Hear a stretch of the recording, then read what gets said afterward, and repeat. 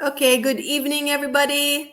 And we have Nané Cheung in the studio with us. Not really a studio because it's my house and her house.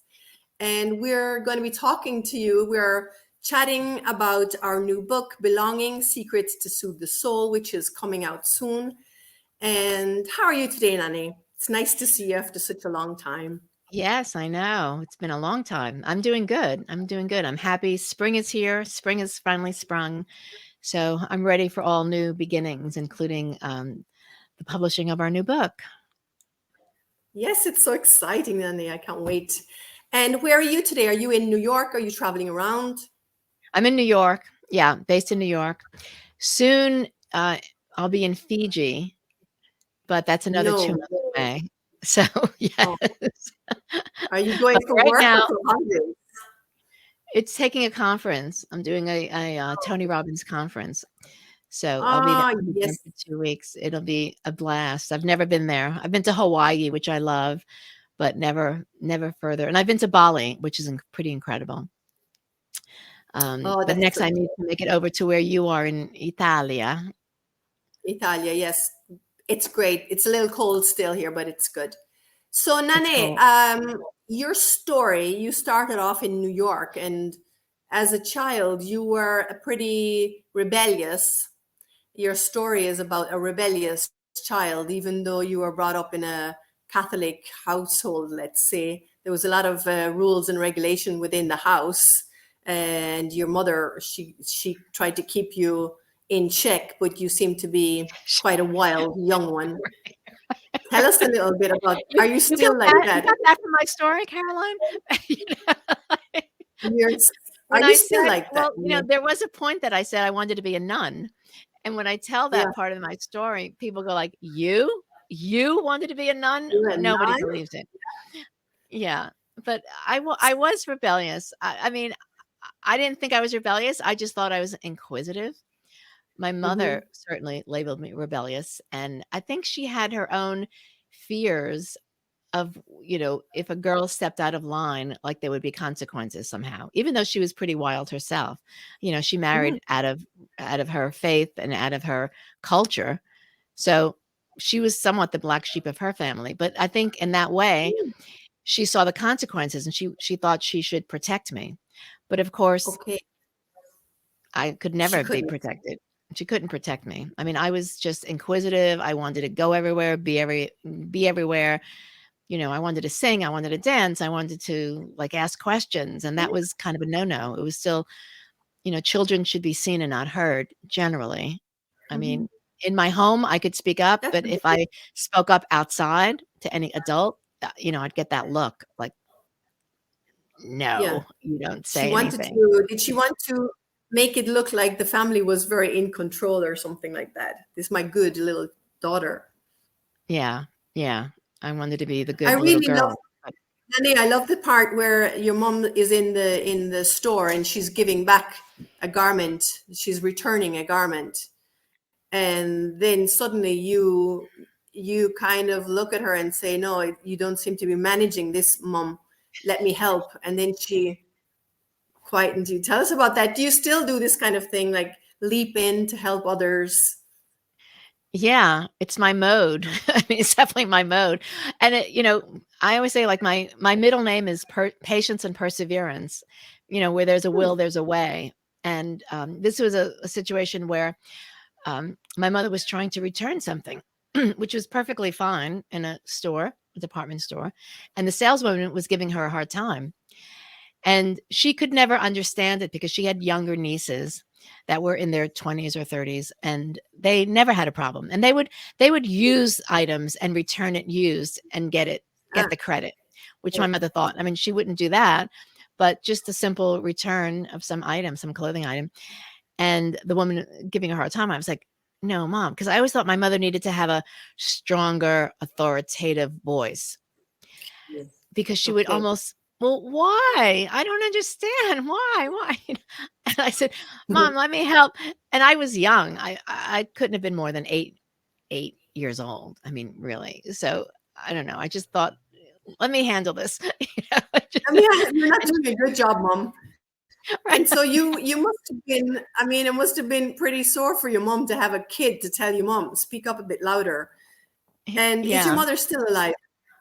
No, she passed. She passed at the age of, 95, actually, about 3 Really? years ago. So, she was pretty feisty, and I said even with that, I said, "Mom, you have to live to be 100.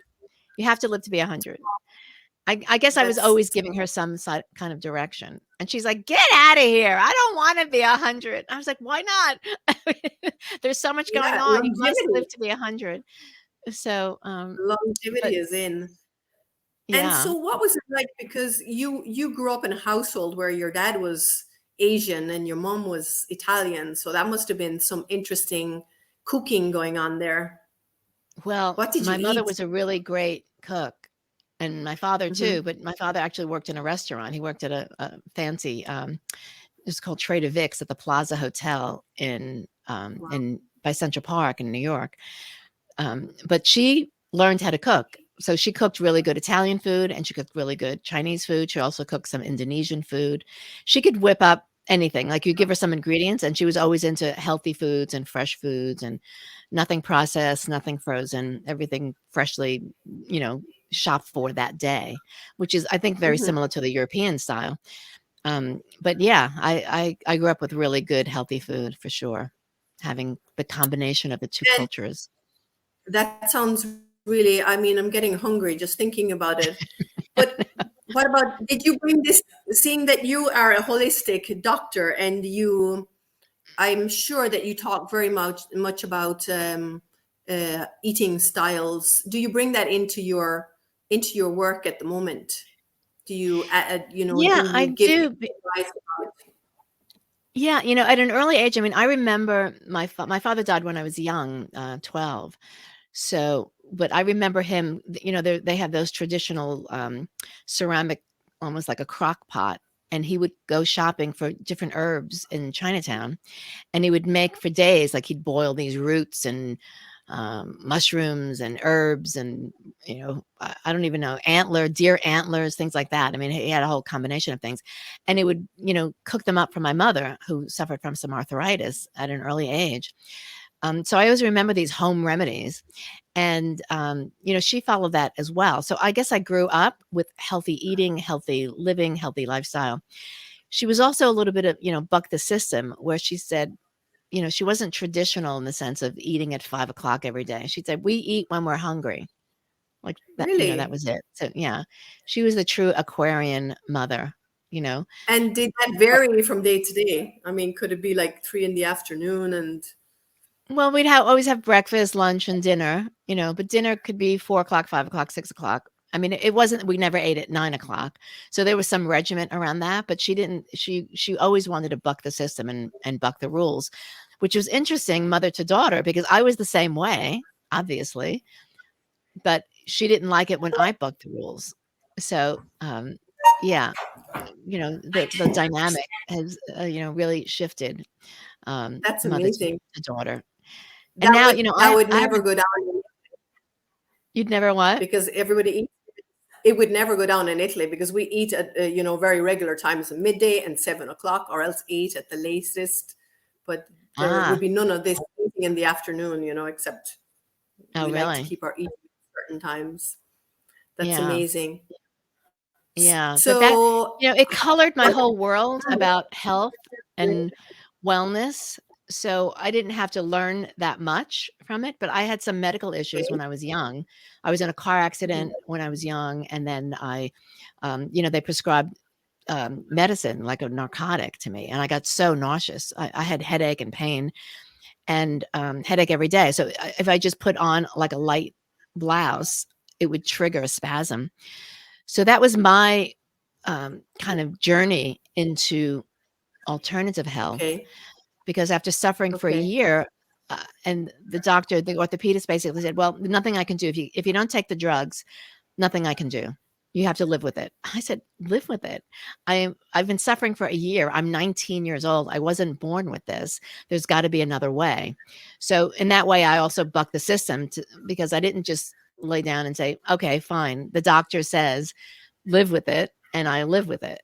And he never recommended massage or chiropractic or osteopathic or any kind of healing touch.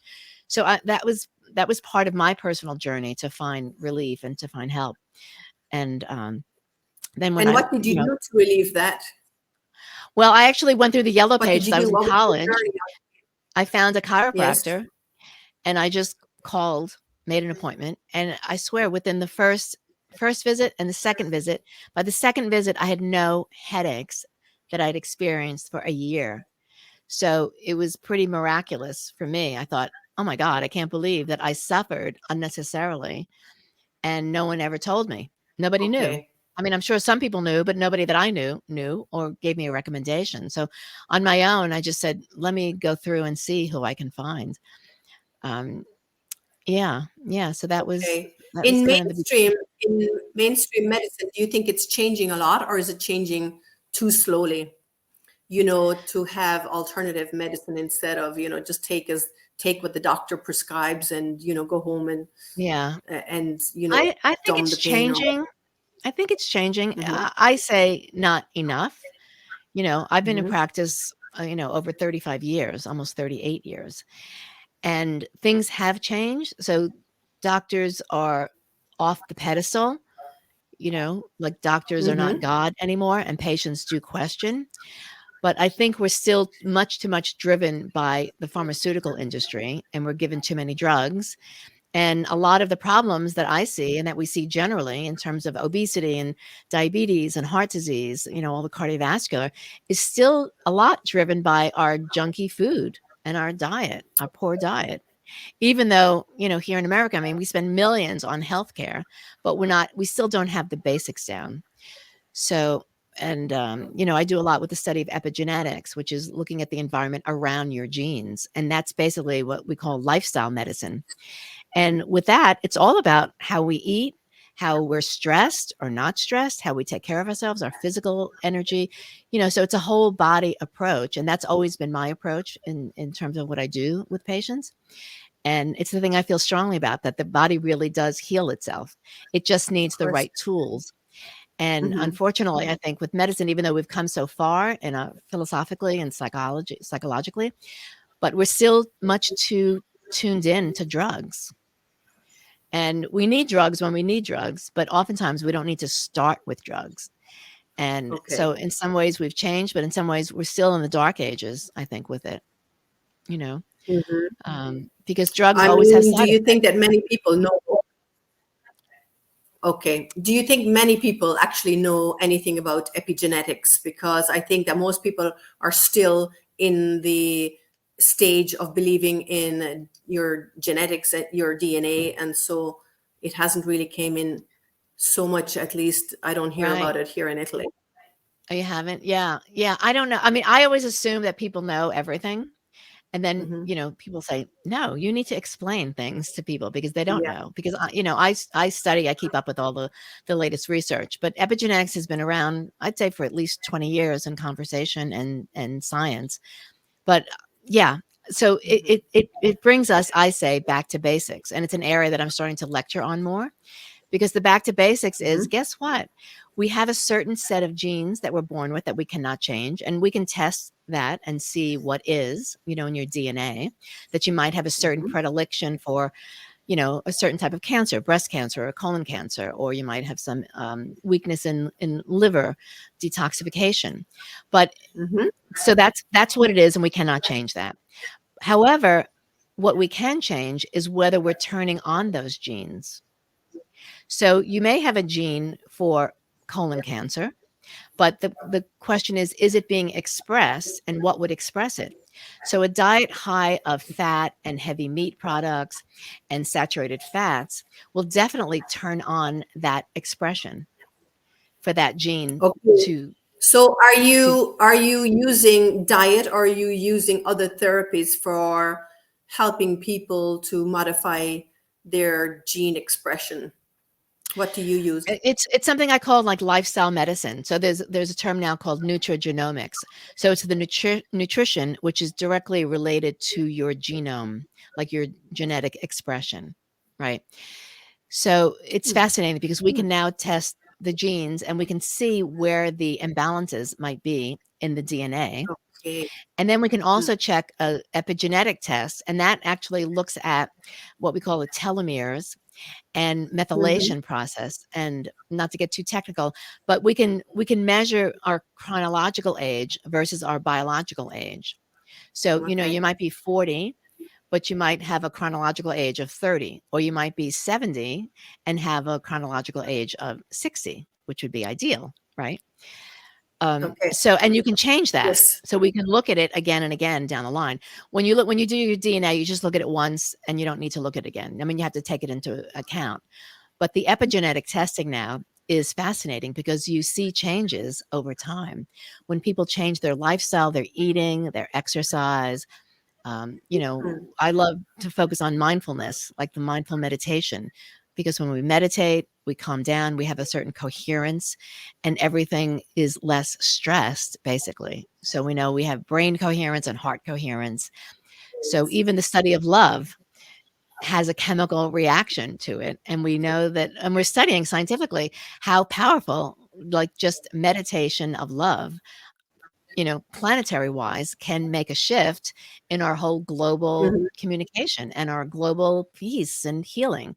So that's the stuff that really fascinates me, Okay. like working one on one and then jumping from one It's on one to interesting. having the conversation of how we can Mhm. all participate in really simple ways. Um, and you And know, be I mean, more loving. I work with people, yeah, with with cancer and you know different things like that. So it's fascinating. I mean, it's exciting at the same time because it really is getting back to basics. Getting back Yeah, to because basics. you You see, know. are you monitoring all your results and seeing that it's working and Yeah. heart coherence, brain coherence? Have you been following what HeartMath do? Heart math. Have you heard of HeartMath Institute? Yeah. Yeah, yeah, yeah. I've been following them for You know, over have 20 you heard of years, actually. Yeah, I incorporate really, that into it's some of my terribly teaching. interesting. Yeah, yeah. Do It's you? Oh, that's fascinating. great. I'm trying to Yeah, teach I'm teaching my kids when we go into class, and the beginning is usually some kind of heart, touching your heart and breathing into it. So it's a crazy thing for them, but it seems to be something different that they appreciate. So yeah, yeah. it was really interesting speaking to you, Dr. Nané, and I guess the next one it's going to be a continuation of our belonging story. And I thank you so much, and until our next Yeah, appointment. thank And I you, hope it's not Caroline. It going was to great be a doctor. seeing you. It was really great seeing you. And yeah, stay tuned because our book Great is seeing coming you. out soon. We'll have a grand marketing And thank launch. you. Thank you for all your tips. And that was great. Bye bye, Nané. See Bye-bye. you soon. See you soon. Ciao, ciao for now. Bye bye. Bye.